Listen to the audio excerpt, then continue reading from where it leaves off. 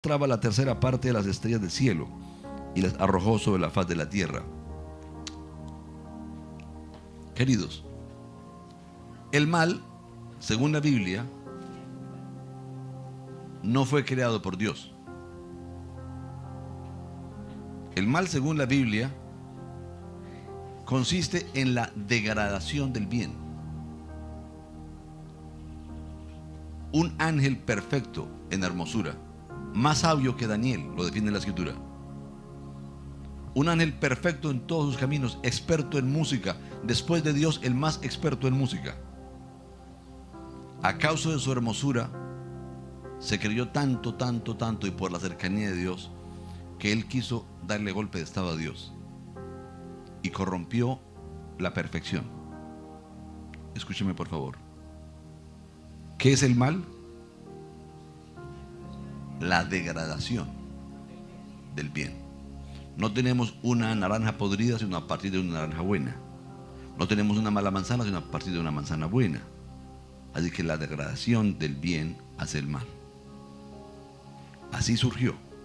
Y fue tan deteriorado su condición, tan degradado, que hoy lo conocemos como Satanás, como diablo, como adversario. Pero no es uno solo. Es el 33% de los ángeles del cielo. Son enemigos de Dios. Y este personaje experto en deteriorar, en licuar, en diluir el bien, ha usado la teología, ha usado las diferentes corrientes de pensamientos, aún de hombres, buenos hombres, con buenas intenciones. Pero cuando comenzamos a construir teologías, comenzamos a correr el riesgo de diluir el evangelio. Hoy tenemos, por ejemplo, la doctrina del cesacionismo. Cesacionismo. ¿Qué es el cesacionismo? El más grande teólogo del siglo pasado, Louis Berkhof, habló acerca de varias doctrinas totalmente erróneas, pero universalmente defendidas. Ellos dicen que cesaron los dones del Espíritu Santo. Ya no hay bautismo del Espíritu Santo. Al creer en Cristo recibimos el bautismo del Espíritu Santo y ya no hay más experiencias con el Espíritu Santo sino esa. De esa manera se anula la supernaturalidad del creyente, que ahorita más tarde, si tenemos tiempo, lo vamos a trabajar. Pero yo quiero aventurarme en el camino de mostrar algunas áreas bíblicas que tenemos que revisar. Unas cuantas áreas para poder recuperar, número 1, el sacerdocio universal de cada creyente. Número 2, recuperar la misión de la iglesia y la estrategia de la iglesia, si es que alcanzamos a trabajar eso. Bueno, entonces les invito para que oremos. Querido Padre, denunciamos ante tu altar el robo al cual hemos sido sometidos como creyentes, porque teniendo la palabra escrita, debidamente traducida, protegida por ti, se nos ha metido al interior de la iglesia una cantidad de conceptos y criterios, dogmas. Cada denominación tiene un dogma, pero muchos de esos nos desvían de ti y de tu santo evangelio. Por lo cual rogamos ante tu trono que nos concedas espíritu de sabiduría y de revelación en el conocimiento tuyo, que ilumine nuestro entendimiento para poder comprender claramente cuál es tu evangelio, para poder comprender claramente qué significa que tú eres el Cristo, para entender el sacerdocio de cada creyente. Por amor a tu santísimo nombre te lo suplicamos. Concédenos comprender cuál es la estrategia de tu iglesia, para tu honra y para tu gloria. Y concédenos ser partícipes contigo de la evangelización de todas las naciones de la tierra. Yo pido que de esta pequeña congregación levantes apóstoles, levantes profetas, levantes evangelistas, pastores y maestros, para la gloria y honra de tu nombre en Cristo Jesús. Rogamos por todos los pastores, por todos los maestros, por todos los estudiantes en cualquier lugar de la tierra, y suplicamos que tu voz santísima nos hable a cada uno y nos edifiques, y que tú nos des el corazón para despertar acerca de tu iglesia, acerca de tu obra, acerca de la necesidad del mundo. En el nombre de Jesús. Amén. Y amén. En primer lugar, quisiera hablarles de un aspecto y hablar de la tentación en el huerto del Edén, que fue donde comenzó Satanás a licuar la obediencia, a diluir la obediencia. Pero voy a irme a mezclar la gracia y la fe. El tema de la mezcla de la gracia y la fe. Y voy a agradecerles que miren conmigo Gálatas capítulo 1, versículo 6. Dice la Escritura: estoy maravillado de que tan pronto os hayáis alejado del que os llamó por la gracia de Cristo, para seguir un evangelio diferente. No que haya otro evangelio, sino que hay algunos que os perturban y quieren pervertir el evangelio de Cristo. Mas si aún nosotros, o sea los apóstoles, o un ángel del cielo os anunciare otro evangelio diferente del que os hemos anunciado, sea anatema. Capítulo 2, verso 11 en adelante. Pero cuando Pedro vino a Antioquía, le resistí cara a cara porque era de condenar. Pues antes que viniesen algunos de parte de Jacobo, comía con los gentiles, pero después que vinieron se retraía y se apartaba, porque tenía miedo de los de la circuncisión, y en su simulación participaban también los otros judíos, de tal manera que aún Bernabé fue también arrastrado por la hipocresía de ellos. Pero cuando vi que no andaban rectamente, conforme a la verdad del evangelio, dije a Pedro delante de todos: si tú, siendo judío, vives como los gentiles y no como judío, ¿por qué obligas a los gentiles a judaizar? Nosotros, judíos de nacimiento y no pecadores de entre los gentiles, sabiendo que el hombre no es justificado por las obras de la ley, sino por la fe de Jesucristo, nosotros también hemos creído en Jesucristo para ser justificados por la fe de Cristo, y no por las obras de la ley, por cuanto por las obras de la ley nadie será justificado. Y si buscando ser justificados en Cristo, también nosotros somos hallados pecadores, ¿es por eso Cristo ministro de pecado? En ninguna manera, porque si las cosas que destruí, las mismas vuelvo a edificar, transgresor me hago, porque yo por la ley soy muerto para la ley, a fin de vivir para Dios. Con Cristo estoy juntamente crucificado, y ya no vivo yo, mas vive Cristo en mí. Lo que ahora vivo en la carne, lo vivo en la fe del Hijo de Dios, el cual me amó y se entregó a sí mismo por mí. No desecho la gracia de Dios. Ojo a esto. Pues si por la ley fuese la justicia, entonces por demás murió Cristo. Capítulo 3, por favor, versículo 1 de Gálatas. O sea, el siguiente versículo. Oh, Gálatas insensatos, ¿quién os fascinó para no obedecer a la verdad? A vosotros, ante cuyos ojos Jesús el Cristo, o Jesucristo, como dice la Reina Valera, fue ya presentado claramente entre vosotros como crucificado. Esto solo quiero saber de vosotros: ¿recibisteis el Espíritu por las obras de la ley o por el oír con fe? ¿Tan necios sois? Habiendo comenzado por el Espíritu, ¿ahora vais a acabar por la carne? Tantas cosas habéis padecido en vano, si es que realmente fue en vano. Aquel pues que os suministra el Espíritu y hace maravillas entre vosotros, ¿lo hace por las obras de la ley o por el oír con fe?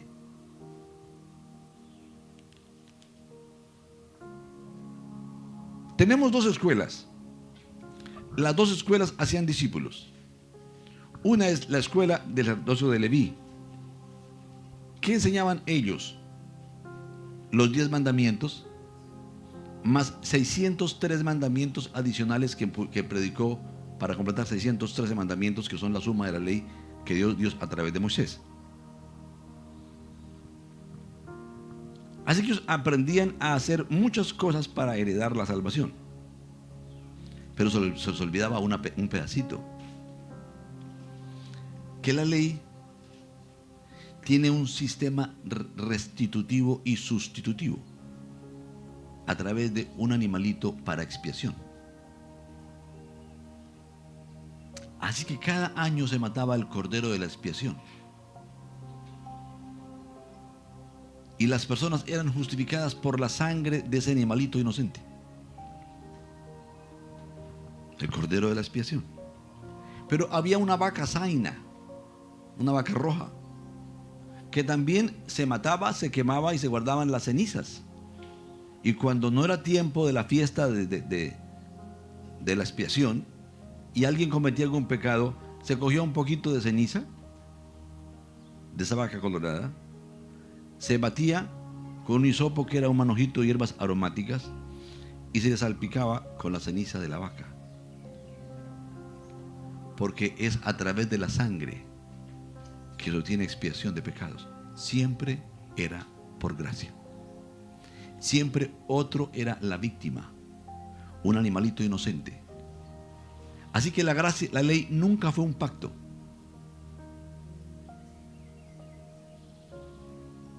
Ha habido solamente un pacto desde antes de la fundación del mundo. No hay 4 evangelios, no. Hay 4 libros que llamamos evangelios, pero solo hay un evangelio. El evangelio de Dios que trata de Jesús el Cristo. Pero no hay 2, ni 3, ni 4 pactos. Dice la escritura clarito, clarito en 2 Timoteo, capítulo 1, versículo 9. Viene hablando de Dios. Dice, quien nos salvó y nos llamó con llamamiento santo, no conforme a nuestras obras,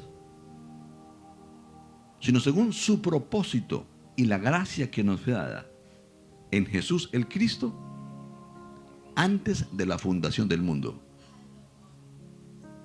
Escúcheme por favor. Antes de la fundación del mundo, antes de los tiempos de los siglos, antes de que fuera creada la luna y las estrellas, cuando Dios vio y nos creó a todos el mismo día, no nos formó, porque hay diferencia entre crear y formar. Él nos crea en su corazón y vio que todos íbamos a pecar. Entonces el proyecto no era viable porque no podíamos ser sus santos hijos para llevarnos a la eternidad. Y Él pensó, caviló, no sabemos cuánto tiempo, no había tiempo, pero decidió en consenso divino, en consejo divino, según dice el libro de Hechos capítulo 2, decidió que el Verbo eterno, el creador de los cielos y la tierra, se convirtiera en Cristo. Él se haría hombre y como Él es eterno, ofrecería un sacrificio eterno.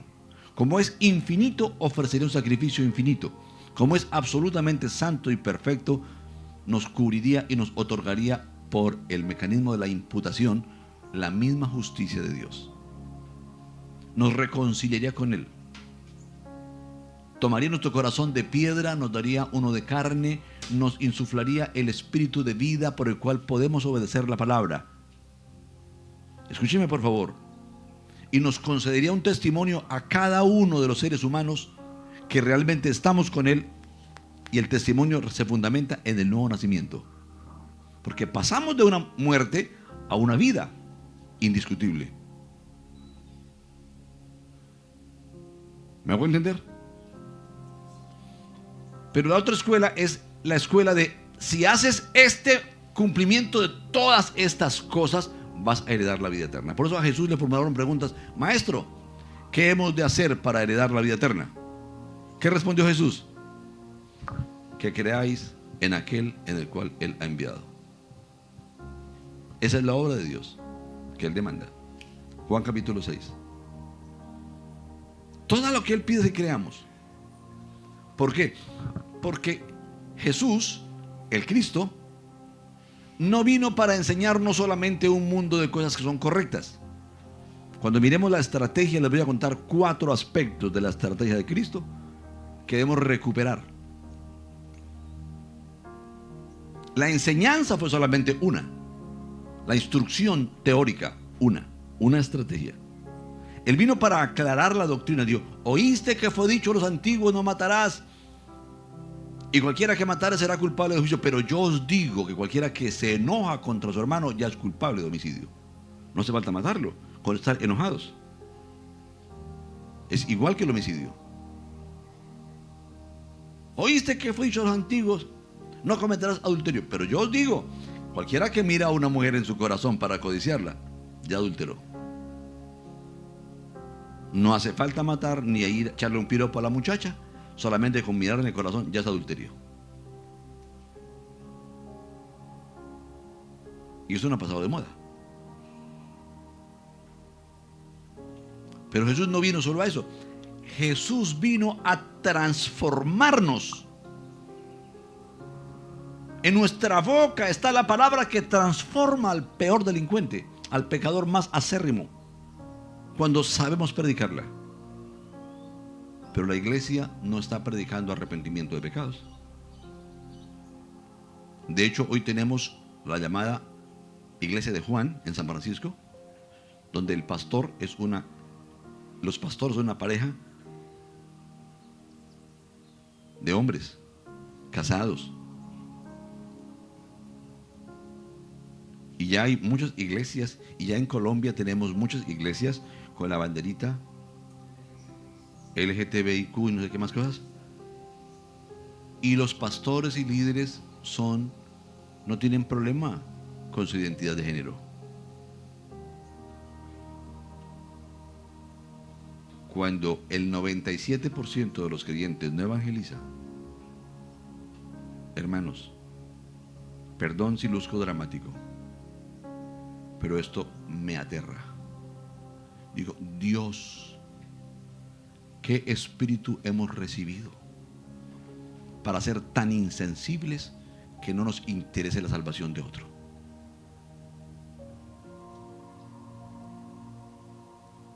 No.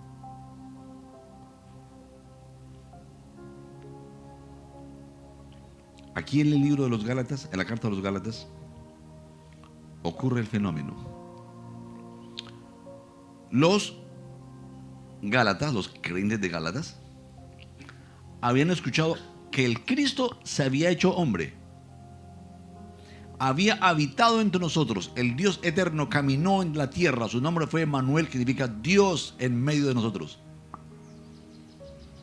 Dios se hizo hombre, fue a la cruz, y cuando Él pidió agua, porque todo estaba consumado, se la negaron, dijo, consumado es.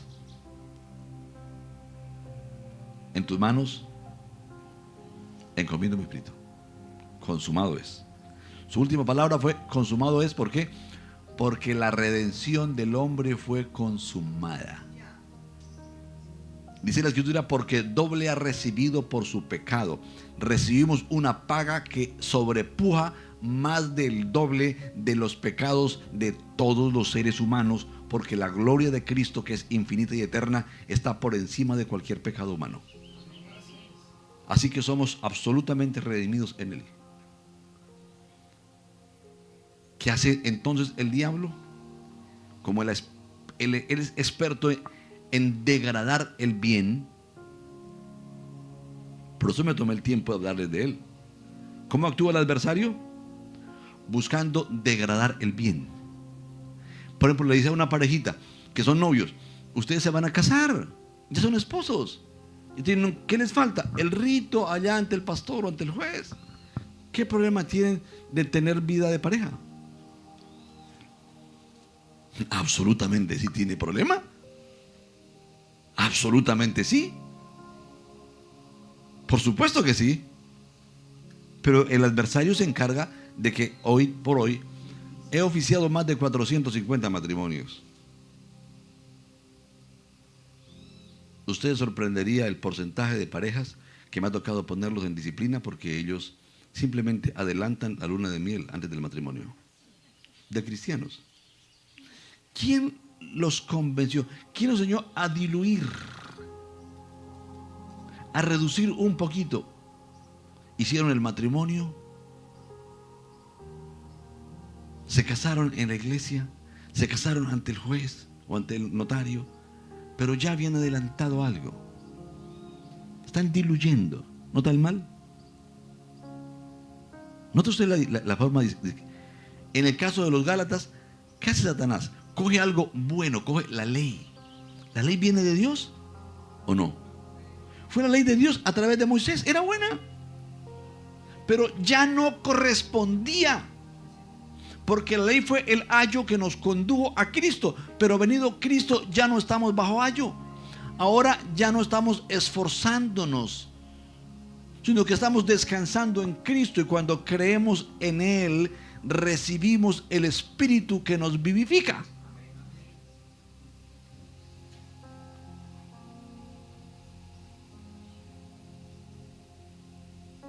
Este es el Evangelio. Por eso Juan escribió el Evangelio de Juan para eso. Usted lee Juan capítulo 20, versículo 30 y 31, y lee de la siguiente manera. Dice: hizo además Jesús muchas otras señales en presencia de sus discípulos, pero estas 7, porque Juan solamente busca 7 señales, se han escrito para que creáis que Jesús es el Cristo, el Hijo del Dios viviente, o el Hijo de Dios, dice en Reina Valera, y para que creyendo tengáis vida en su nombre. Es importante entender que Jesús es el Cristo.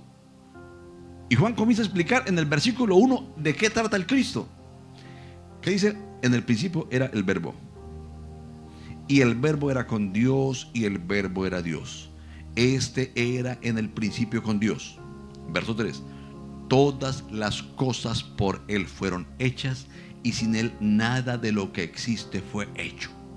Así que el mismo Elohim que aparece en Génesis 1:1, que dice: en el principio creó Dios los cielos y la tierra, ese mismo es el Verbo, el Cristo. ¿Sí? Y sigue diciendo, ¿no? En el verso 9 dice: aquella luz verdadera que alumbra a todo hombre venía a este mundo. En el mundo estaba, y el mundo por Él fue hecho. O sea, el creador del mundo es el Cristo, mas el mundo no le conoció. Luego dice en el versículo 13: mas a todos los que le recibieron, 12, a los que creen en su nombre, les dio la potestad, la exousia, el derecho, el permiso de llegar a ser hechos hijos de Dios, los cuales no son engendrados de sangre ni de carne. ¿Cierto que no? Ni de sangre ni de voluntad de varón, sino de Dios. O sea, recibimos los genes de Dios cuando entendemos quién es el que pagó por nosotros. Es una amnistía que no tiene solamente el borrón de pecados, sino la transformación de nuestra naturaleza. Por eso les dije al comienzo que hemos perdido el Evangelio. Y a los Gálatas les estaba ocurriendo eso. ¿Qué ocurrió? Les mandaron que debían circuncidarse para completar el Evangelio, que debían guardar el día de reposo, cuando el reposo es Cristo y la circuncisión es el nuevo nacimiento. O sea, nosotros somos circuncidados. La palabra dice: nosotros somos la circuncisión, cuando no se rompió el prepucio de la carne, sino el prepucio del viejo hombre. El corazón humano es transformado, es hecho nuevo. Y estas verdades tan sencillas hoy no se predican, porque no hay comprensión. Entonces tenemos cristianos esforzándose, ayunando, creen que si se ponen aretas están condenados. Si el hijo se pone un piercing, se va para el infierno. Si se pone un parche en el cuerpo, un tatuaje, se va para el infierno. Y encontramos pastores predicando de que es la marca de la bestia. No, queridos, perdónenme, eso no es bíblico. ¿Qué es bíblico? Lo que es bíblico es que los hijos honren a sus padres. Si el hijo pide permiso y el papá le dice no, o la mamá le dice no me gusta, por respeto a sus padres, no lo haga. Pero una cosa es el respeto a los padres, que no tiene negociación, no tiene discusión, y otra cosa que sea un mandamiento. Yo les invito respetuosamente, demuéstrenme, y yo con mucho gusto les demuestro por la palabra que no es verdad, porque eso no es. Mire, el cabello largo, allí nada más se llama guango en donativo de Ecuador. Si un hombre se corta el guango, no tiene honra, no tiene honra. La honra de un hombre es su guango, diligentemente cuidado, una trenza larga. Esa es su honra, símbolo de que es varón entre ellos. Córteselo. Tiene un hombre sin honra entre ellos. Entonces, el cabello es una cuestión de usanza. Pero aquí entre los Gálatas, dice él, algo en el capítulo 3 que vale la pena mirarlo. Oh Gálatas insensatos. Traduciría mejor traducido Gálatas estúpidos. Traduciría mejor, pero vale que lo pongan insensatos. ¿Quién os fascinó para no obedecer a la verdad? A vosotros, capítulo 3, versículo 1. A vosotros ante cuyos ojos Jesucristo, que es una mala traducción, lo correcto sería Jesús el Cristo, fue ya presentado claramente entre vosotros como crucificado. Ya el Creador pagó con su sangre por nuestras maldades. Yo pregunto, ¿quién de ustedes podrá con su esfuerzo y obediencia lograr ser más santo que la sangre de Cristo?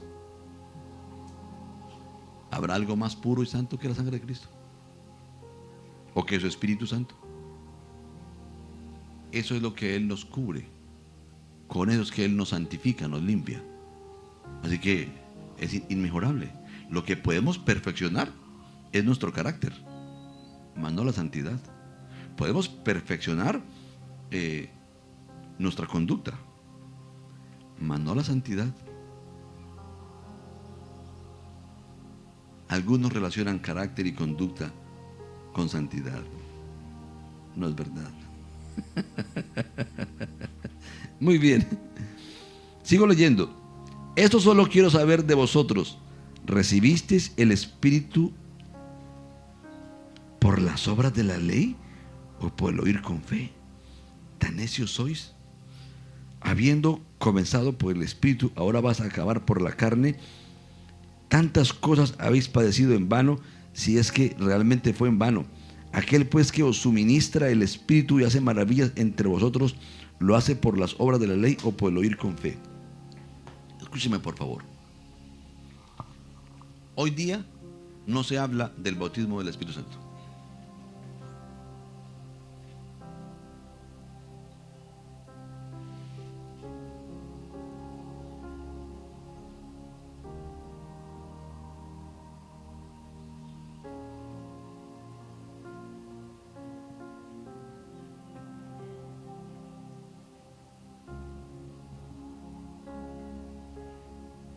Desconocer al Espíritu Santo es como levantarnos cada día a reclamar el desayuno, el almuerzo, la ropa, sin saludar a la mamá. Ignorarla totalmente todo el tiempo. Vez tras vez sucede. En el libro de Jeremías, él tiene una querella contra su pueblo. Dice, oh, me acuerdo de Israel cuando era muchacho. Cómo seguían en pos de mí en el desierto. Por un desierto, temperaturas de 70 grados, y ellos caminaban detrás del Espíritu Santo. Él era una nube durante el día y una columna de fuego durante la noche, y allí estaban ellos todo el tiempo siguiéndole. Cuando se levantaba la nube, ellos se levantaban y avanzaban por el desierto, y así por 40 años. Llegaron a la tierra prometida. ¿Sabe qué pasó? Allá había aguas, había cementeras, había casas. Y Dios estuvo allí igual como columna por un par de días. Pero después Él se quitó. Y vinieron los sacerdotes y prendieron las velitas del santuario, pero ninguno se pellizcó que Él no estaba.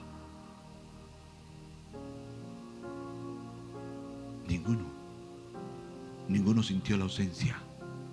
¿Por qué? Porque no les interesaba el Espíritu Santo. Ellos se interesaban en las cementeras, en las casas, en los pozos del agua, en las vacas con leche, con queso, con mantequilla, en la miel, pero no se interesaron en su Dios. Hoy están interesados, como dice Pablo escribiendo a Timoteo, referente a Timoteo. en Filipenses, ¿es Filipenses? Donde dice: estoy muy contento de mandarles a Timoteo, porque a ninguno tengo que tan sinceramente se interese por vosotros, pues todos buscan lo suyo propio, no lo que es de Cristo. Ya estaba ocurriendo en los días de Pablo. Una iglesia donde cada creyente se preocupa de buscar lo suyo, donde cada pastor incentiva a que cada uno busque lo suyo. Más neoliberales que el mismo neoliberalismo, los creyentes, queriendo usar el poder y el favor de Dios para su propio pecunio, para enriquecimiento, para la comodidad terrenal, pero que no quieren pensar en los perdidos.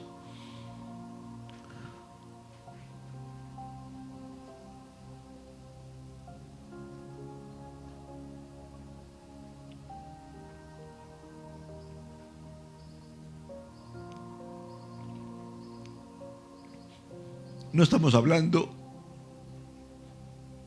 de 10 personas que se van al infierno. Solamente en Medellín, no conozco estadísticas de Villavicencio, Medellín tiene el evangelio hace más de 100 años. No llegamos al 2% de creyentes. ¿Y qué pasa con el 98% restante? Cuando la Escritura dice: para mí y para ti, haya pues en vosotros el mismo sentir que hubo también en Cristo Jesús. El mismo, el cual, siendo en forma de Dios, no estimó el ser semejante a Dios como cosa a que aferrarse, sino que se despojó, tomando forma de siervo, hecho semejante a los hombres. Y estando en forma de hombre, se humilló a sí mismo hasta la muerte, y muerte de cruz. Yo pregunto, no se ofenda conmigo, ¿en ti está ese sentir? De despojarte de tu comodidad para buscar con desespero algún alma perdida y ganarla para Cristo. ¿O te sientes molesto con el pastor cuando el pastor dice: hagamos una vigilia, vamos un domingo por la tarde a visitar personas, vamos a un orfanato, a una cárcel, vamos a evangelizar? A algunos les parece que esto es un atentado del pastor a la paz de la familia, que estamos invadiendo su tiempo, que estamos quitándoles el tiempo de familia para hacer la obra de Dios. El Rey de los siglos, nuestro Cristo, antes de la fundación del mundo hizo algo. Asumió el precio que le íbamos a costar para poder ser redimidos, para poder ser reconciliados con Él, porque nos vio perdidos a todos. Escribí un drama el año pasado para Semana Santa, y cuando comencé a mirar la historia de la humanidad y a mirar a Cristo en los cielos, esperando que se cumpliera su tiempo para hacerse hombre, yo lloré y lloro todavía de ver la paciencia de Él. Cómo hubo guerras, invasiones, abuso a mujeres, abuso a hombres, esclavitud, cómo hubo matanzas, cómo hubo tanta maldad, y Él siguió amando a la humanidad y siguió firme en su pacto de hacerse hombre un día. Y cuando vino a la tierra como hombre, a Él mismo lo cubrieron los mismos rigores. A Él mismo lo insultaron, le mintieron, lo maltrataron, pero Él persistió. Una noche antes de subir a Jerusalén, sabiendo que lo iban a matar, dice la Escritura que Él afirmó su rostro. Él se metió con Dios, y el Padre lo fortaleció y le dio aliento para que en contra de su humanidad Él fuera a Jerusalén, sabiendo que en Jerusalén lo iban a apresar y lo iban a torturar y matar. ¿Por qué? Porque había un espíritu dentro de Él. El Espíritu Santo no es para espectáculos. El Espíritu Santo es para recibir la mente de Cristo. El Espíritu Santo no es para temblar solamente. El Espíritu Santo es para conmover la carne humana, las pasiones humanas, y para darnos el sentir eterno de Cristo en nuestro corazón, la santidad que debe movernos, la santidad, la compasión que nos debe mover por los perdidos. No estimar un apartamento bonito, no estimar un día de descanso como algo más importante, aunque rico tener un apartamento y un día de descanso. Pero tenemos que recuperar el Evangelio. Y el Evangelio es el amor de Dios demostrado a través del Cristo de una manera sacrificial por los hombres. Si nosotros podemos hablar de este amor como debe de ser, podremos cambiar el mundo. Pero mientras no lo miremos, no lo podremos cambiar. Satanás ha diluido a través de doctrinas el precioso Evangelio de Cristo. Y nuestro trabajo, por eso dije: Dios, quiero que tú me escuches. Yo ya estoy dejando esta tierra, ya tengo más pasado que futuro. Tú estás comenzando, pero no quiero que te disipules por lo que ves en tu entorno. Tienes que disipularte por lo que lees en la Biblia. Tienes que disipularte por lo que el Espíritu dice en la palabra. Tienes que estar dispuesto a romper con las costumbres de este mundo. La gente predica de prosperidad. Y si Dios quiere prosperarnos, es indiscutible. Él se hizo pobre por nosotros, se hizo pecado, para que nosotros fuésemos enriquecidos en Él. ¿Me hago entender? Cuando yo fui a los pies de Cristo, nací en una congregación muy hermosa, pero muy legalista.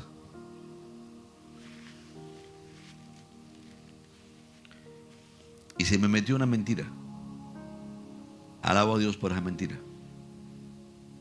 En cuanto a mí, en cuanto a los demás, no.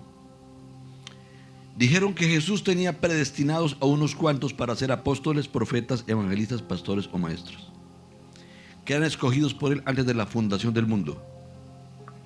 Falso. Ahorita se los demuestro por la palabra. Falso. Todos somos llamados por el Señor.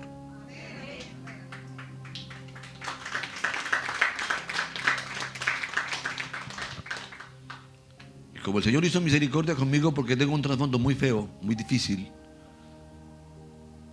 Él me ministró de su presencia durante más de 20 días. Yo caminé por la tierra sin sentir la tierra. Me sentía envuelto en una nube de gloria.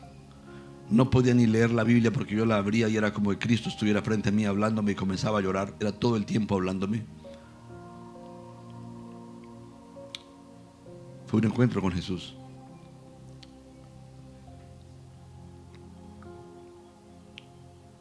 Me profetizaron que yo era escogido. Y todos esperaban que me condujera como un escogido. Entonces decían: no, a ese no lo invite porque es escogido. Nosotros podemos aquí hablar sin vergüenzadas, pero a él no, porque es que es un escogido, hay que respetarlo. Y me respetaron. No todos, pero la mayoría, porque yo no he escogido. Cuando me pasaron a compartir algo, claro, yo era un escogido. Entonces esperaban que yo hablara sabiduría y que hablara profundidades porque era un escogido. Y eso me ayudó a conducirme como un escogido.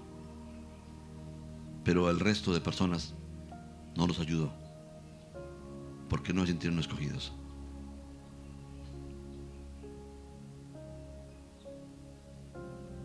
Pero acabé de citarles 2 Timoteo 1:9, y está hablando de Dios, el cual nos salvó y nos llamó con llamamiento santo. No dice llamó a unos escogidos, dice nos salvó y nos llamó. No conforme a nuestras obras, sino según su propósito y la gracia que nos fue otorgada, concedida, heredada en Jesús, el Cristo, antes de la fundación del mundo.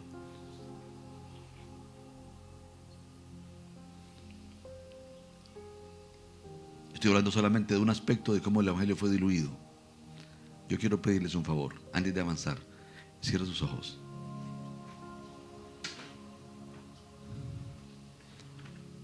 y dígale a Dios: Dios, Padre mío, por favor, renueva mi mente. Concédeme mirar tu palabra conforme a tu corazón. Concédeme convertirme en la persona que tú quieres que yo sea. Quítame el velo de mi corazón. Quítame el velo de mi entendimiento. Yo quiero ver con tus ojos. Yo quiero sentir con tu corazón. Yo te necesito. No quiero ser huérfano. No quiero que tú seas una teoría para mí. Yo te necesito a ti, Padre. Por favor, acércame a ti y concédeme tu corazón. Necesitamos que tú te manifiestes en este tiempo sobre tu iglesia. Te necesitamos a ti, Padre amado, viniendo y rompiendo el silencio, abriendo nuestro entendimiento para que podamos comprender tu palabra, para que podamos comprender tus caminos y convertirnos en este tiempo de oscuridad en el instrumento que tú quieres usar. Por amor a tu nombre, Señor, santifícanos, purifícanos, ayúdanos, Señor. Amén.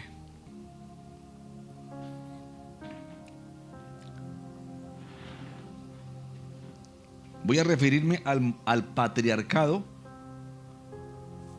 como una estrategia satánica para diluir el evangelio.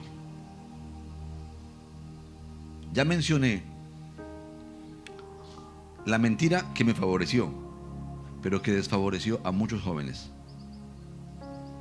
que no creyeron ser llamados. Esa mentira no incluye a mujeres, o sea, excluye a las mujeres.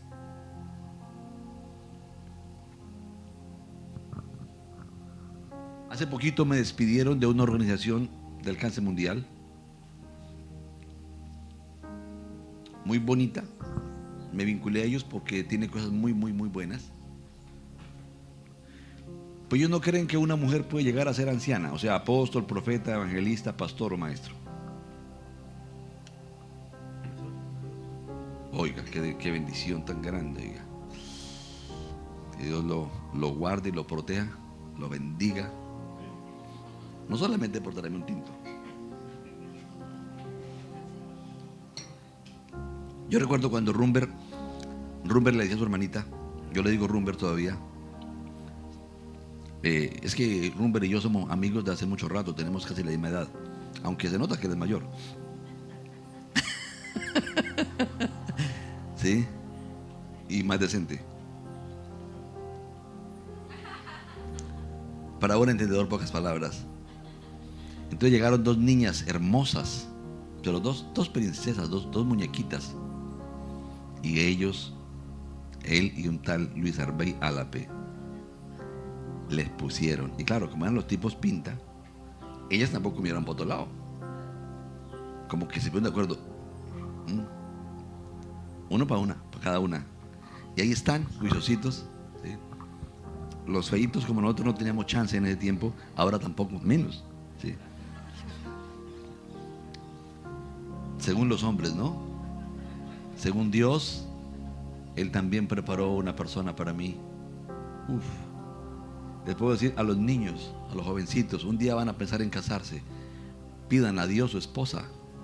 No se precipiten de que Dios los oriente para encontrar. No es responsabilidad de Dios encontrar a una buena mujer, pero si usted es responsable, se deja guiar, Él le va a dar una esposa extraordinaria. Lo mismo a las chicas, no te precipites, obra de Dios. Y los padres, ¿qué les recomiendo? Que usted como padre no le deje flor exótica a sus hijas para que le regale el novio. Las flores más exóticas y más lindas regala a usted como papá. Las mejores joyas, los mejores chocolates, las mejores invitaciones, el mejor restaurante, lo invita papá. Cosa que cuando venga aparezca por ahí un galán, no la puedan descrestar con ninguna rosita bonita, con ningún caramelito, con ningún chocolate, con ninguna invitación. ¿Por qué? Porque esos lugares ya los conoció con papá y mejores. Eso es un buen consejo para los. Pregúntenle a mis hijas. ¿Quién le regaló orquídeas? Por eso es. Muy bien. Por favor, Padre Santísimo, háblanos en este rastro de tiempo. En el nombre de Jesús. Amén. Vamos a mirar primero en lugar el llamado. Vamos a hablar del llamado, ¿no? El patriarcado como modelo diseñado para diluir la obra del Señor. El adversario no se opone a que se haga la obra, pero diluye el llamado dejándolo solo para menos del 1% de la población de la iglesia, de los creyentes. Satanás dice: no puedo robarles la gran comisión, se la dejaré solo para algunos hombres escogidos. ¿Notan? Como está en la Biblia gran comisión, pues no la va a poder quitar, porque es que no viene frontal a decirle: no haga la obra de Dios. Porque ahora la creyente dice: no, hay que hacer la obra de Dios. Pero ¿cómo nos engaña? Haciendo pensar que son solamente un grupito de escogidos y que las mujeres no participan. Las mujeres son más del 60% de la población de cada iglesia. Entonces, ¿qué ocurre? Por ahí solamente el 60% de brazos caídos. Ministerios ahí porque ellas no creen que son llamadas. Qué cosa tan tenaz. Muy bien. Vamos a mirar Génesis capítulo 2, versículo 28. El hombre y la mujer poseen la misma bendición de la multiplicación, productividad y son llamados a gobernar. Alguien que lo lea, Génesis 2:28. Génesis 2:28. Génesis 1:28, perdón. 1:28. Gracias.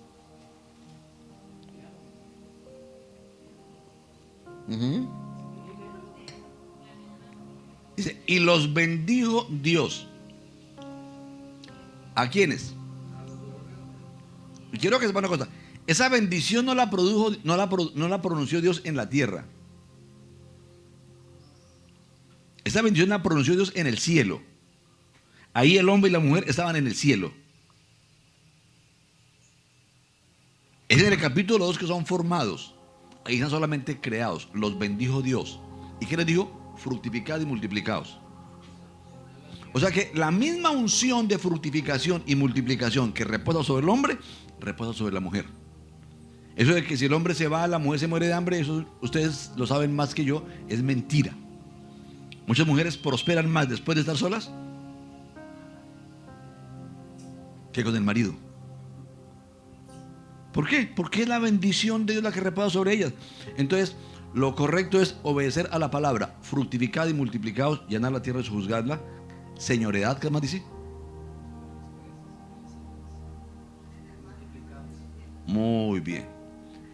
Ese llamamiento es a reinar de común acuerdo el hombre y la mujer. A reinar de común acuerdo el hombre y la mujer. Tomaría tiempo hablarles un poquito de esta parte del reino, porque no es simplemente mandar, es diseñar estructuras, diseñar principios, investigar, poner en orden y usar la fuerza si se requiere.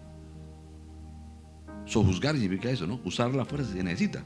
Y la misma capacitación está sobre los dos, pero en unidad es lo correcto. Si el hombre lo hace solito, como lo ha venido haciendo patriarcalmente, es un error. Y si la mujer se señorea del hombre, es otro error, estarían fuera de orden. Lo correcto es hacerlo en equipo, en familia. Muy bien. Sigamos. Lucas capítulo 4, versículo 16. Dice así. No lo cité. Capítulo 4, versículo 16. Vamos a leerlo, por favor. ¿Por qué Diosito toca leerlo? Del 16 hasta el 19-20.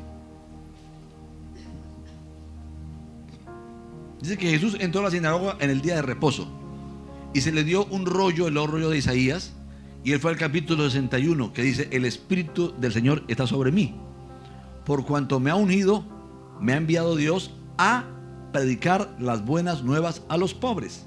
¿Dice eso en su Biblia? 4, versos 16 en adelante. Ajá. ¿Para qué es el Espíritu Santo? Para predicar el Evangelio, las buenas nuevas. Mire, a mí no me diga que recibió el Espíritu Santo y que no tiene carga por los perdidos. Es falso.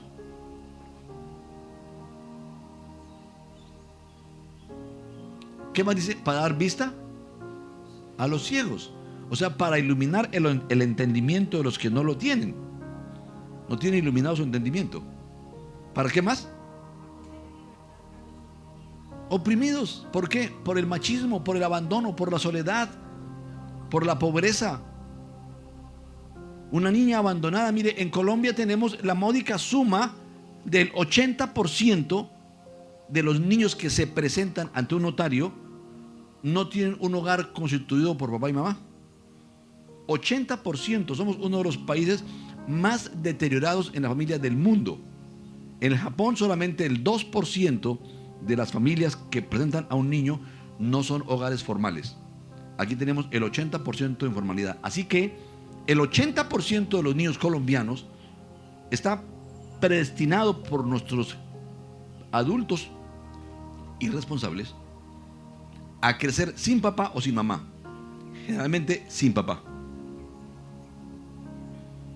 El abandono de parte de un papá causa una opresión. Seguramente aquí hay más de una mujer herida por el abandono de papá y por el abandono del marido, o del papá y del marido. Soy consejero. He llorado con miles de mujeres. He hecho actividades hasta con más de 150, 180 mujeres en un solo lugar. He llorado con ellas hasta quedar sin fuerzas. Para eso es el Espíritu Santo. Él nos quiere dar el amor para ir y abrazar y consolar y darles esperanza a las mujeres. ¿Para qué más? El jubileo. ¿Saben qué es el jubileo, no? El año número 50, el 50. Cada 7 años la tierra descansaba, pero cada 50 años la tierra se devolvía. No solamente descansaba, era año 49, año 50, no trabajaba la gente. Los que habían vendido la tierra, la vendían únicamente el derecho de ser usada hasta llegar al año 50. Cuando comenzaba el año, cada dueño iba a recuperar lo que era suyo. Algunos 20 años, 30 años, 45 años a recuperar su tierrita. A recuperar dónde correr con sus hijos. A recuperar todo lo que habían perdido. En Cristo Jesús recuperamos a nuestro Padre, recuperamos nuestra relación como hijos, recuperamos la santidad, recuperamos la dignidad, la rectitud, recuperamos la esperanza, recuperamos la victoria sobre el pecado, recuperamos la victoria sobre el diablo.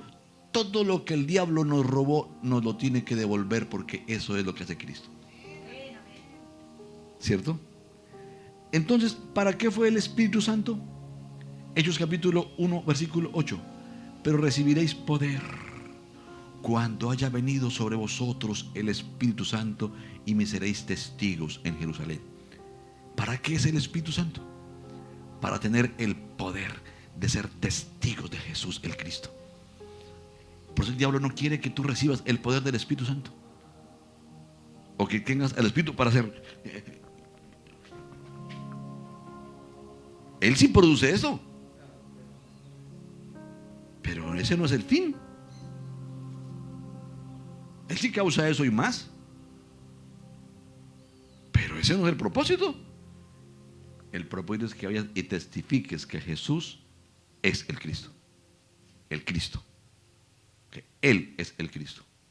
El Hijo del Dios viviente, que se hizo carne, que murió y descendió al infierno y fue resucitado para demostrarnos mediante la resurrección que Él es el Hijo de Dios, porque el poder de su santidad lo levanta, ya que la muerte está hecha para el pecador, y como Él no es pecador, la muerte no lo puede detener.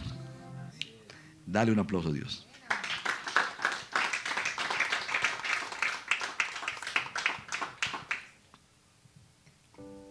Muy bien. Y como estoy buscando demostrarles que ese llamamiento para los hombres únicamente es una gran mentira, y me comprometí a hacerlo bíblicamente. Miren conmigo, por favor, Hechos capítulo 2, versículo 17 y 18. Después de que ellos recibieron el bautismo en lenguas, 17 y 18, el apóstol Pedro se puso de pie y les aclaró, porque estaban murmurando: estos están borrachos, se la fumaron verde, se tomaron mucho licor y están borrachos. Y dijo Pedro, habló de parte de Dios así: y en los posteros días, dice Dios, derramaré de mi espíritu sobre toda carne. ¿Sobre quiénes? Sobre toda carne. Muy bien. Y vuestros hijos y vuestras hijas profetizarán. Vuestras hijas.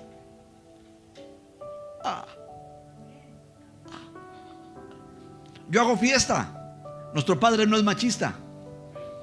Él no nos colocó un banquete en una mesa grande y dijo: vengan los varones a comer. No, Dios: vengan los varones y vengan mis princesas, porque todos, hombres y mujeres, son mis príncipes, y yo los invito a recibir de mi espíritu por igual. Sigo leyendo. Derramaré mi espíritu sobre toda carne. Vuestros hijos y vuestras hijas profetizarán. Vuestros jóvenes verán visiones y vuestros ancianos soñarán sueños. Y de cierto, sobre mis siervos y sobre mis siervas en aquellos días derramaré de mi espíritu y profetizarán. ¡Wow! Y ya dijimos que el Espíritu Santo, ¿para qué es? Para anunciar las buenas nuevas. ¿Para qué más? Para dar vista a los ciegos. ¿Para qué más? Para sanar a los quebrantados de corazón. ¿Para qué más? Para libertar a los oprimidos. Para anunciar el año agradable del Señor. O sea, para hacer la obra de Cristo. ¿Quiénes? Hombres y mujeres. Hombres y mujeres. Mire, haga una cosa: no se aguante las ganas, porque realmente esta noticia merece una celebración.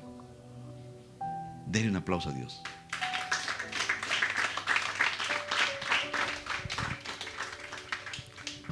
Cuando yo estaba recién convertido, fui a una convención nacional con la organización a la cual serví. Y allí vino unas personas y hablaron acerca del sometimiento de la mujer. Que la mujer tocaba bajarle el atril y colocarlo abajo del altar, porque ella no era para estar en el altar. Pero por lo menos hablaban de que la mujer hablara. A mí me echaron de esta organización porque yo dije: no, mi Padre Celestial no hace acepción de personas. Mi Padre coloca su espíritu, como lo colocó sobre Kathryn Kuhlman, como lo colocó sobre Amy Kennedy o Amy McPherson. ¿Sí?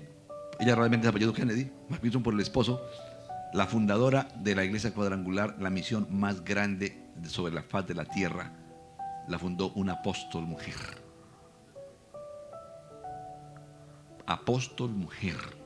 Hasta el día de hoy está vigente su ministerio. Es un ministerio bonito, con universidades, con canales de televisión, con colegios, con fincas de retiro, muy ricos en todo el mundo. Lo fundó una mujer.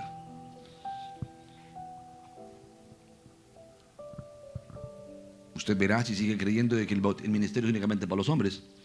Pero le he preguntado en muchísimos lugares y me he reunido con mujeres muy lindas. Digo: ¿quién es más responsable por la gran comisión, el hombre o la mujer? No, es que siempre me contestan el hombre. Ya hoy, después de lo que estoy diciendo, pues pecado fuera decir el hombre o la mujer.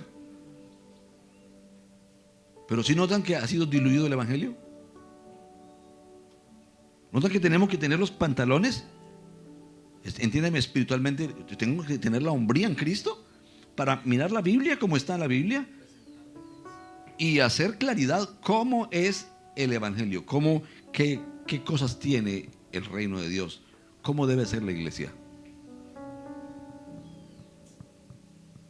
Me perdona, pastor, si estoy pisando algunos callos, yendo de pronto en contra de algún concepto. Esto está en Joel del Antiguo Testamento, unos 730 años antes de, fue escrito esto. dice exactamente lo mismo. Dice, después de esto derramaré mi espíritu sobre toda carne y profetizarán vuestros, esto es Joel 2, 28, 29, y profetizarán vuestros hijos y vuestras hijas, vuestros ancianos soñarán sueños y vuestros jóvenes verán visiones, y también sobre los siervos y sobre las siervas derramaré mi espíritu en aquellos días. Cuando fue dicho esto, Israel estaba metido en un ministerio de solamente hombres. Solamente hombres, los sacerdotes. Y él dice, mis siervos y mis siervas van a recibir del Espíritu Santo, tendrán un sacerdocio superior, porque es que en el Antiguo Testamento no todos los sacerdotes tienen el Espíritu Santo. No. Él era suministrado a unos poquititos, principalmente los reyes, los escogidos. Pero ahora en Cristo hemos sido escogidos todos. Entonces, conclusión primera. Si la unción del Espíritu Santo es para capacitarnos para que podamos hacer la obra del Señor, y está brindada para hombres y mujeres, luego entonces todos somos llamados a hacer la obra del Señor, hombres y mujeres. Hoy se enseña que Dios llamó a solo unos pocos, cuando el llamamiento es para todos y para todas.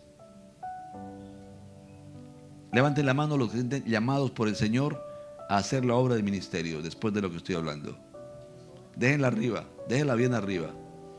Padre, yo bendigo a tus hijos y te ruego que estés sellando en el espíritu de cada uno un compromiso contigo y con la generación presente y la que viene, para hacer tu obra de manera mancomunada entre hombres y mujeres, con compromiso, con entrega, para tu honra y gloria. Amén. Vamos a mirar si es verdad que somos llamados todos. Vamos a seguirlo comprobando, ¿vale?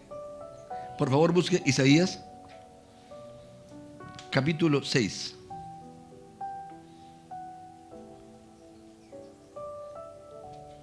Esta es la voz de arriba, llamamiento del cielo. Para no leerlo todo, voy a leer el versículo 8. Después oí la voz del Señor que decía, ¿a quién enviaré? ¿Y quién irá por nosotros? Entonces respondí yo, heme aquí, envíame a mí. Hay una voz de parte de Dios en Isaías capítulo 6. Y él pregunta, ¿a quién enviaré?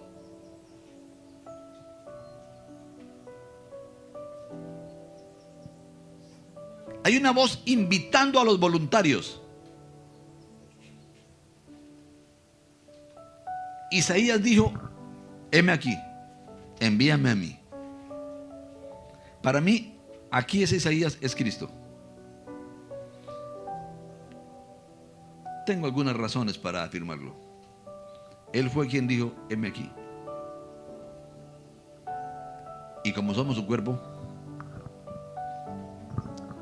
es la voz de arriba. Dios sigue preguntando, ¿a quién enviaré?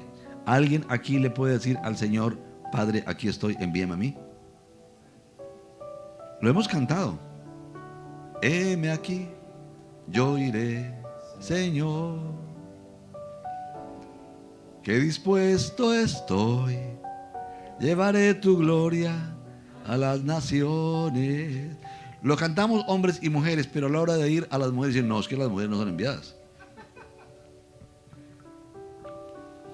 En segundo lugar, el llamamiento de abajo. Dice en la historia del rico y Lázaro, ¿sí? ¿Por qué una historia? Porque las parábolas no tienen nombres propios. El hecho de que tenga nombres propios, Lázaro, no la cambia, ya no es una parábola, es una historia. Dice en el verso 27 y 28 del capítulo 16 de Lucas. Entonces le dijo, estoy hablando el Lázaro, ¿no? Allá en el sitio de condenación.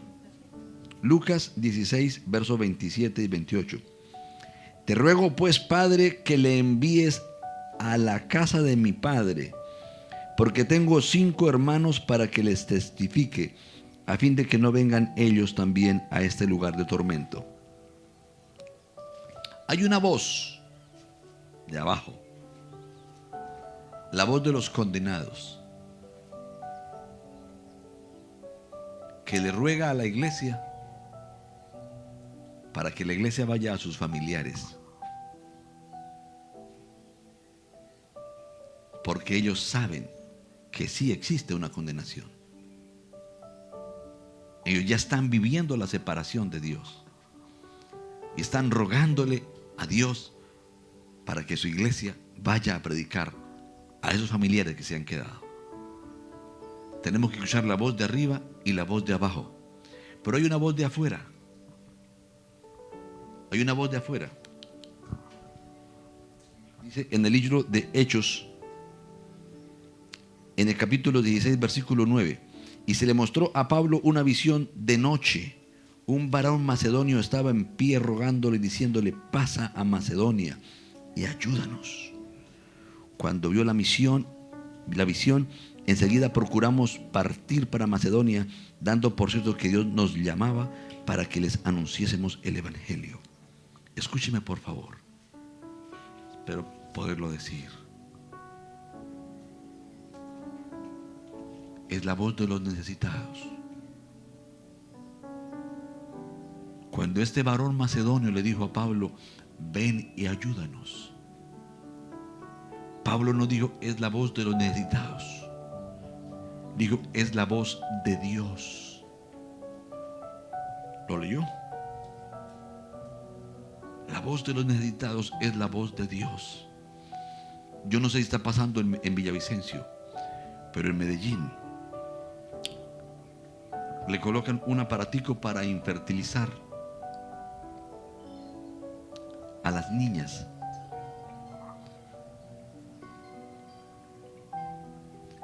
Y ni siquiera tienen que consultar el permiso de los padres. Se lo están colocando a niñas menores de 10 años. Por favor, para el computador. Para esto voy a decir algo que no quiero que aparezca ahí. 38 o 40 psicólogos a su cargo, en universidades, en el metro, en diferentes lugares, previniendo el suicidio. Con todo, hay muchos suicidios. Es increíble la soledad de la gente. Es increíble. Hace unos años yo viví en Villavicencio. Al tiempo vine, me alojé en el barrio Villa María. Creo que es tu casa, barrio Villa María, ¿verdad? Yo necesitaba una gelatina para mi madre y fuimos a buscarla. Y encontré que un sector tan bonito de la ciudad ahora estaba cubierto de luces de neón. Hombres con cuerpo de mujer, prácticamente desnudos a la entrada.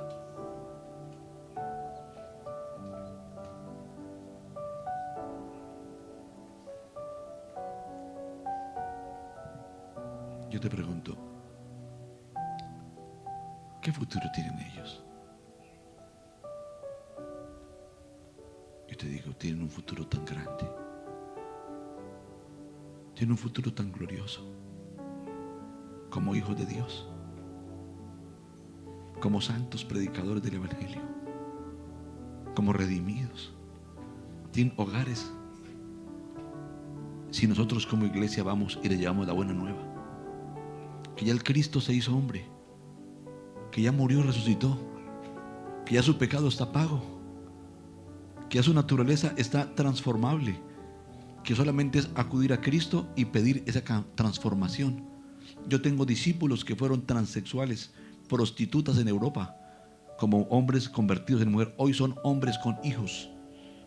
Son mis amigos cambiados, porque alguien les habló de Jesús, el Cristo, como crucificado, como muerto y como resucitado, como fuente de vida, como esperanza, una esperanza cierta y segura.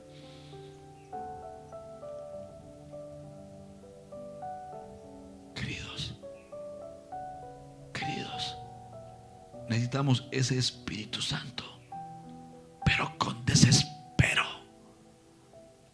Dios, danos tu Espíritu para pensar como tú piensas, para amar lo que tú amas, para mirar lo que tú miras, para aborrecer lo que tú aborreces, para trabajar por lo que tú trabajas, para vivir por lo que tú vives. No queremos tu espíritu para un show. No queremos la iglesia llena. Queremos el vacío, el infierno vacío. No nos preocupemos por una iglesia llena. Preocupémonos porque el infierno esté vacío. Porque nadie tiene que ir al infierno si hay un Cristo que murió por ellos. Si hay un Padre que los ama como los ama. No es justo que alguno vaya al infierno, a la perdición. Nosotros tenemos el evangelio. Nosotros tenemos la vida. Tenemos el poder de la transformación para ser predicado. Tenemos el poder que transforma, que resucita. Nos toca solamente vencer la inseguridad, pasar la calle, hablarle a uno, hablarle al otro. Alguien va a escuchar. Tú escuchaste, yo escuché. Es la evidencia que alguien va a escuchar. Es la evidencia que alguien va a ser sensible. Alguien está esperando la buena nueva. El diablo no nos puede quitar la gran comisión. ¿Qué hizo? La dejó solamente para menos del 1%, para los escogidos. Qué mentira tan grande. Es hora de recuperar la verdad. Todos fuimos llamados. Cada creyente, un sacerdote. No del orden de Leví. No instruido con las normas del Antiguo Testamento. Instruido en la fe de Jesús el Cristo. No adoctrinado, porque no te puedes poner un pantalón porque eso es malo. No te puedes poner una areta porque no te puedes peinar el cabello. Entre más carilavada y menos presentada, más bonita. ¿Quién dijo? No, queridas, ustedes mujeres sean guapas, hagan deporte, cultívense, estudien, desarrollen. Que su esposo tenga que decir: bella como la mía no hay otra. Y usted, caballero, también póngase bonito, manténgase bien para ella, para su esposa, ¿cierto? Pero cultive su ser para Cristo. Cultive habilidades. Cómo comunicar mejor el evangelio, cómo hacerlo mejor, cómo hacerlo en cualquier oportunidad, no perder ninguna oportunidad. Hoy viajé con una joven, Jocelyn, 24 años me dijo tener. Iba a encontrarse con alguien para conocerle por primera vez. La ha estado coqueteando por mucho tiempo. Le dijo que tenía 24 años, igual que ella. Cuando vi quién era el tipo, cerca de 50 años. Le ha mentido todo el tiempo. O sea, de entrada había una mentira. Yo le hablé de Cristo, le hablé de no es así, tú te mereces un pacto. Tú no eres un rato para nadie. Ninguna niña es un rato para nadie. Ningún joven es un rato para otra persona. Cada persona merece un pacto de convivencia de toda la vida, un pacto para superar las dificultades, para amarse. Cristo Jesús nos hizo merecedores de cosas grandes. Tenemos que enseñar a la iglesia a pensar bien. Tenemos que preocuparnos por hablar adecuadamente el evangelio.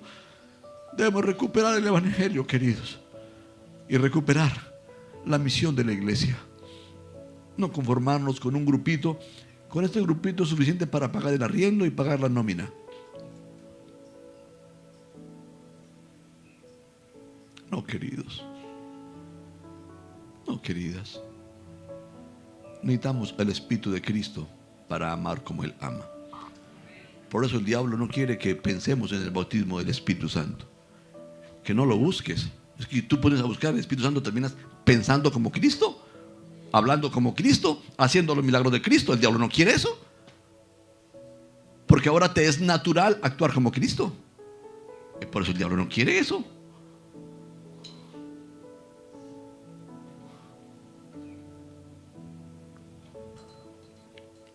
Yo quería hablar esto con Ruthbert y con mi hermano, casi que en privado. Cuando él me dijo que tenía un ayuno, yo dije: yo compro los tiquetes, yo me voy ya. Pero yo voy a predicarles ya que tengo la oportunidad. Porque yo sé que si esto lo escuchan, ojalá hubieran venido más. Esto es importante.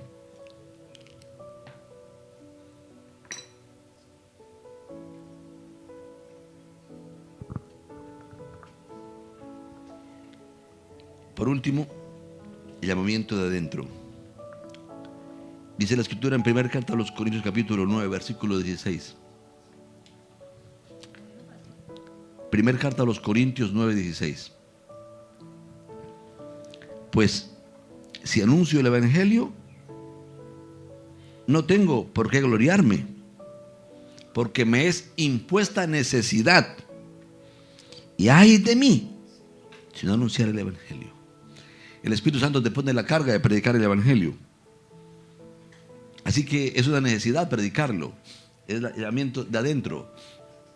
¿Qué vas a hacer el día de Cristo cuando el Señor te muestre cuántas personas han venido a tu casa a tomar café, a pasar un fin de semana, y tú les hablaste de Cristo? ¿Cuántas personas han topado contigo en el almacén de ropa, en la fila del banco, en la fila del teatro, el que vende las verduras, el que viene a tu casa a lavarte la ropa, o cuando vas a lavársela a alguien y no le compartes de Cristo? Pero a mí me encanta ver a una muchacha esclava que trabajaba en la casa de un general militar, y el hombre era leproso. Y esta esclava, una doncellita, yo me la imagino como tú, tal vez un poquito más grandecita, seguramente las manos más gruesas por el mucho trabajo. Y dice, ¿qué problema da lepra? ¿Acaso no hay Dios en Israel? Vaya, allá hay un hombre de Dios. ¿Cómo se llama? Eliseo. Dígale que ore por usted y va a ser sano. Una mujer, una niñita esclava, sin derechos, testificando del amor de Dios. Testificando del amor de Dios, ¿para quién? Para su verdugo que le esclavizaba.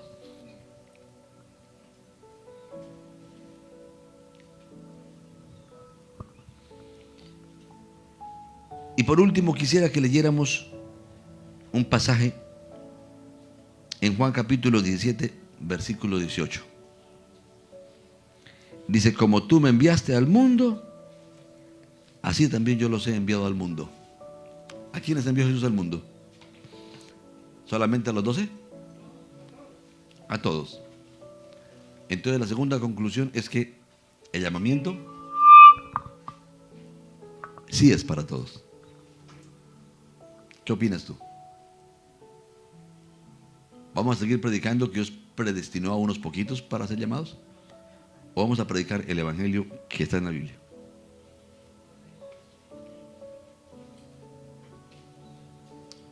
Bendiciones. Dios los guarde. Fue un placer compartir este ratito. Vamos a orar por ustedes en su ausencia. Ok. Vamos a orar. Cierra tus ojitos. ¿Tú quisieras venir acá conmigo adelante y arrodillarte y decirle, Jesús, aquí estoy? ¿Qué quieres que yo haga? Voy a agradecerte que me regales una fotito de mis hermanos postrados, los que se arrodillen. Yo sé que la novia del Cordero es noble. Yo sé que la novia del Cordero es limpia, linda, dispuesta. Por eso el diablo ha buscado distraer a la novia del Cordero. Hay uno que piensa, no, usted es mujer, espántese, usted no es llamada. Mentira. No es verdad.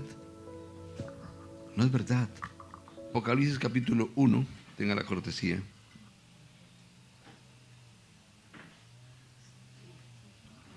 Vamos a leer versículos 5 y 6. Cuando quieran me invitan a un seminario, pero dedican tiempo suficiente, ¿no? 1, 5 y 6.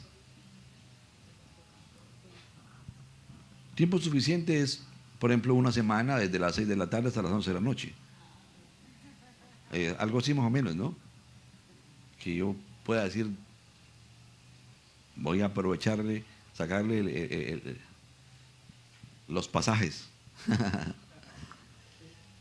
Dice, y de Jesucristo el testigo fiel, el primogénito de los muertos y el soberano de los reyes de la tierra, al que nos amó y nos lavó de nuestros pecados con su sangre. Aleluya.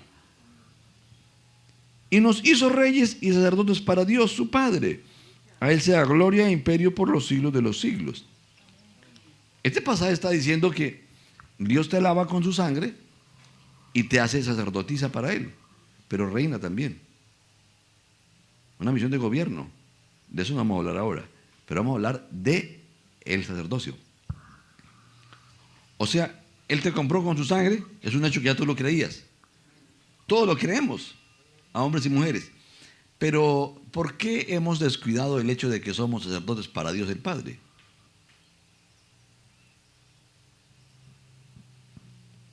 Ser sacerdotes para Dios, toditos, la colectividad, implica al menos 3 áreas de ministerio posibles, ¿no? Primera de Pedro, capítulo 1, versículo 5, dice: vosotros también, como piedras vivas, sed edificados como casa espiritual y sacerdocio santo, coma. Primera de Pedro, capítulo 2, versículo 5. Dice: para ofrecer sacrificios espirituales aceptables a Dios por medio de Jesucristo. Ofrecer sacrificios era labor exclusiva de los sumos sacerdotes. Acuérdense, el sacrificio lo ofrecía el sumo sacerdote y entraba una vez al año. Una vez al año. Pero esta vez dice que todos estamos habilitados para entrar y ofrecer sacrificios agradables a Dios. No y solamente los hombres. Así que somos llamados a estar en la presencia de Dios como sacerdotes. Ya no con una túnica, ya no con incienso, ya no matando un corderito, porque el corderito fue muerto. Tenemos la misma sangre del corderito, el mismo cordero eterno, que la presentamos cada vez que nos presentamos ante Él, porque no nos presentamos basados en nuestras experiencias.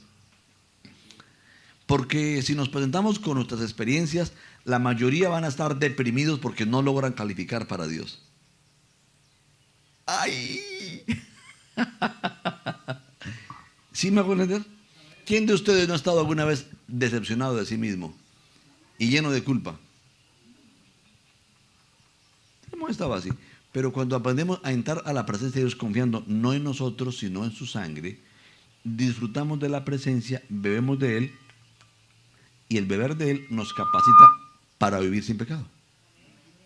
Se genera el cambio, una retroalimentación. Vengo por fe, pero esa fe que me concede presentarme ante Dios me concede ser tocado por Dios y ser transformado por Él. Ahora sí se hace posible una vida recta. Se puede una vida recta, pero solamente a través de Él y por Él. Muy bien. Miremos un poquitico más adelante. Versículo 9 y 10 del mismo capítulo 2 de Primera de Pedro. Mas vosotros sois linaje escogido, o sea, una casta especial, real sacerdocio. ¿Qué entendemos por real sacerdocio? ¿Los que danzamos y levantamos banderines en el culto? No solamente. No. Luego lo explica. Para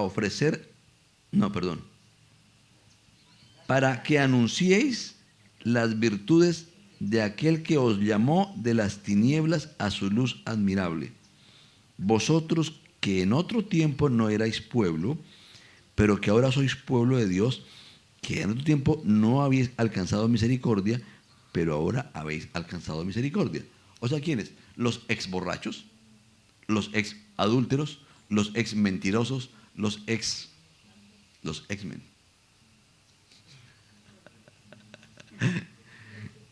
Ellos somos invitados, somos convocados, y también las ex mujeres que practicaron lo malo.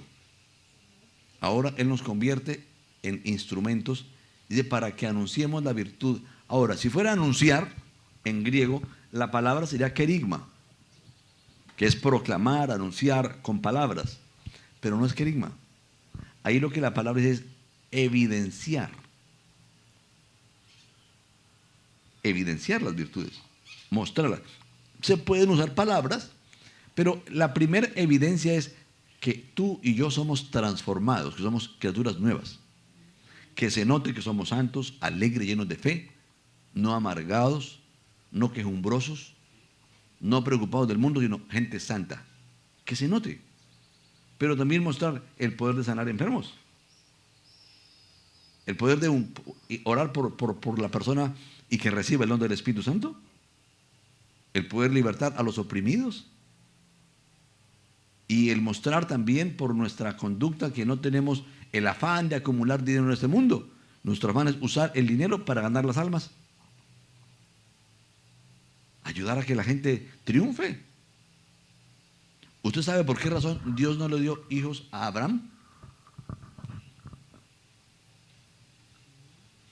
¿Sabe que Dios no le dio hijos a Abraham? Se los dio a Abraham. Porque Abraham significa padre enaltecido.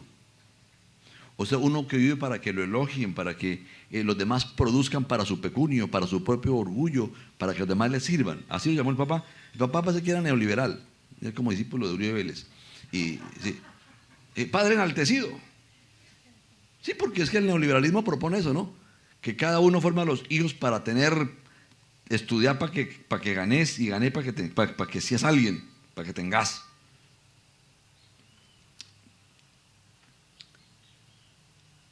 Padre enaltecido.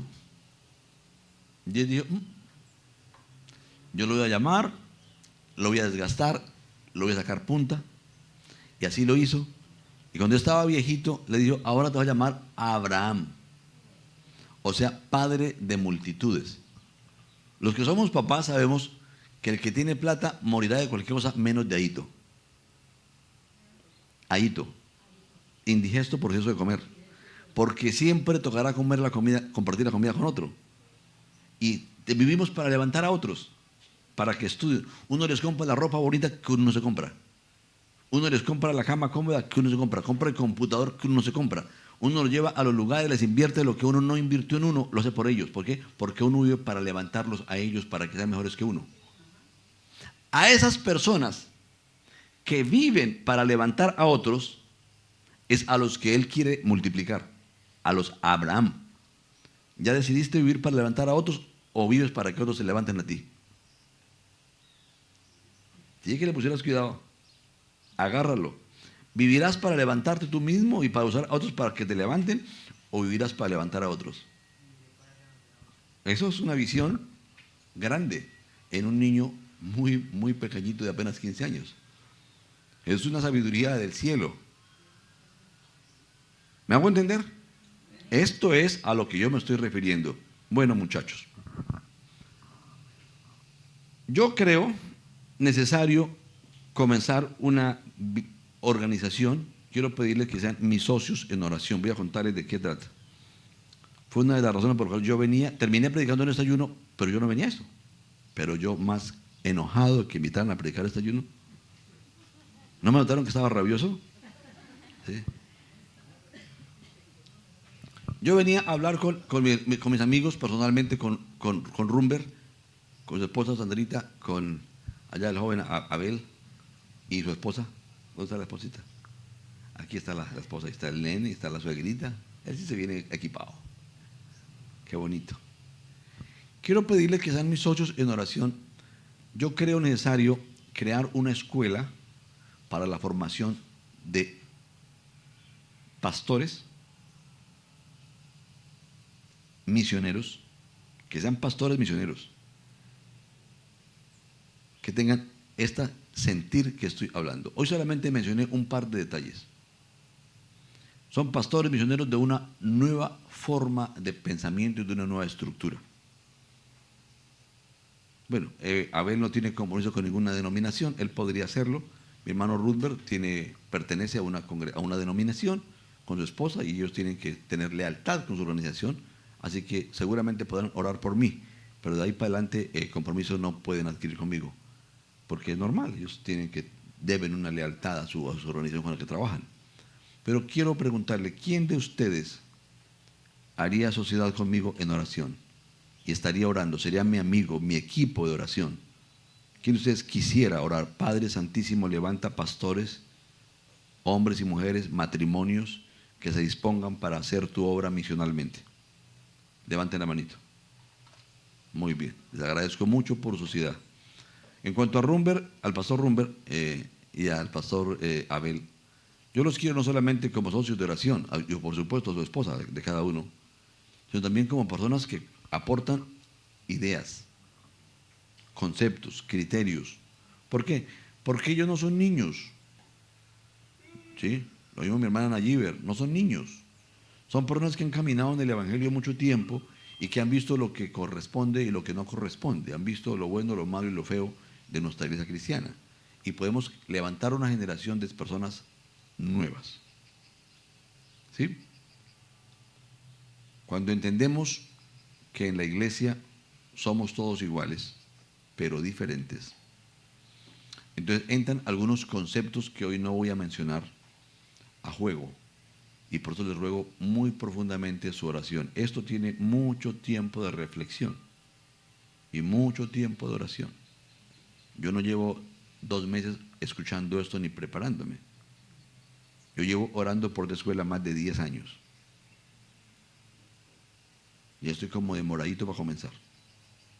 Entonces quiero agradecerles muchísimo. Gracias por recibirme, por aceptar la palabra. Espero en Dios que la cotejen, que comprueben si sí viene de Dios lo que estoy hablando, si es bíblico o no es bíblico, y que me hagan llegar sus opiniones si es su deseo. Pastor Rudberg, le agradezco mucho por concederme este espacio y darme el privilegio y el honor de estar entre ustedes.